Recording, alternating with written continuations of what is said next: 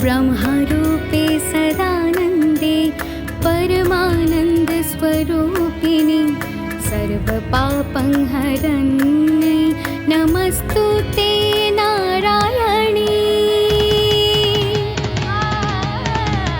ब्रह्मरूपे सदानन्दे परमानन्दस्वरूपिणि सर्वपापं